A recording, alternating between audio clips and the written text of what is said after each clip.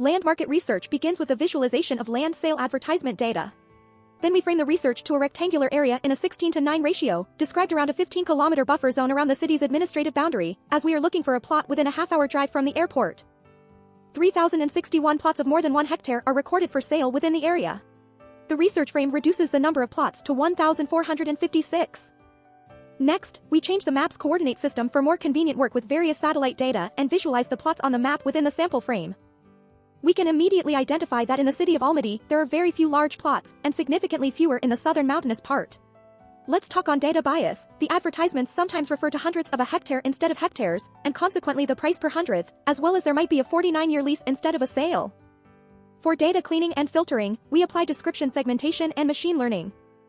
The analysis of the primary sample of filtered data allows us to see the following patterns. The specific price per hectare of plots has a quite large spread, indicating an unformed land market. More than half of the plots for sale are up to 4 hectares, and another third are from 5 to 14 hectares. About half of all plots have access to electricity, water, and gas. 19% are close to a river or lake. 10% have gardens, and 14% have mountain views. By intended use, 67% are officially peasant farms, 15% are for commercial activities. 93% of the plots can be subdivided into smaller ones, 63% of the advertisements are provided by the owners, and another 24% by real estate agents.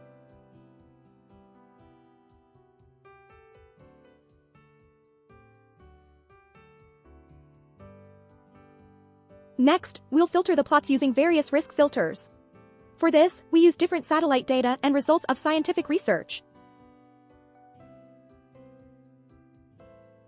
The technogenic risk filter excludes plots that fall within 1-kilometer buffer zones of harmful industries, mineral deposits, waste landfills, military sites, nuclear waste burial sites, and animal burial grounds. Next, we use the biological risk filter.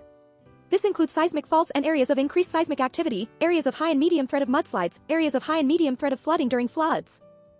The next filter figures out the proximity to social infrastructure. Proximity is determined by isochrones of 15 and 30 minutes by car, taking into account speed limits on roads. Social infrastructure facilities are categorized into groups: kindergartens, medical assistants and pharmacies, cafes and restaurants, schools, markets and supermarkets, eco-farms, and eco-product shops. The filtration of plots distant from highway exits is done using 10-kilometer buffer zones along expressways. The proximity to an international airport is determined using isochrones of 15, 30, and 60 minutes by car. Next, we apply optional segmentation of plots based on their descriptions in advertisements. We use criteria, divisibility of the plot and size gradation up to and more than 25 hectares. The next proximity to water resources filter combines information from the descriptions of advertisements and satellite data. Proximity to a river or lake is determined either by mention in the plot description or a 300-meter buffer zone on the map. The surface slope filter determines the average slope of the surface in 5 categories from 0 to 50 degrees. The proximity to forests and orchards filter is determined by 500-meter buffer zones. Another filter selects plots based on the availability of connected utilities, water, gas, and electricity. The last filter divides plots based on inclusion in 10-kilometer zones of protected natural areas.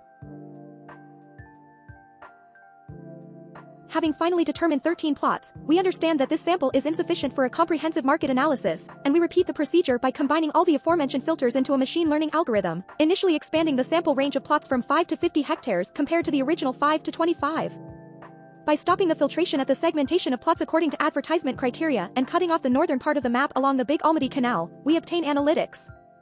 Out of the 122 selected plots, the specific price of almost 33% fluctuates in the range from $1,000 to $10,000 per hectare.